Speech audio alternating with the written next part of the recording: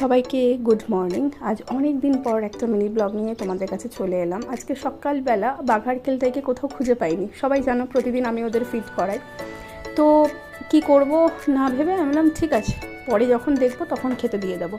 তো আমি যথারীতি আজকে খুব আখের রস খেতে ইচ্ছা করছিলো বেশ কিছুদিন ধরে, তো ওই কাকা আজকে বসেছেন, তো আমি যথারীতি গিয়েছি। তখন দেখি বাঘা কোত্থেকে আমার পাশে এসে বসলো। আমি ওকে বললাম বাবা তুই বাড়ি যা, সবাই বলছে তোর কথাও শুনবে। আমি বললাম হ্যাঁ শুনবে। ওর রীতিমতো দেখতেই পাচ্ছ বাড়ির দিকে আসছিল, প্লাস তেলটাইকে দেখলাম আমাদের পাড়াতেই আরেকজনের বাড়ির পাশে রয়েছে, ওই বাড়ি থেকে ওকে খেতে দেয়।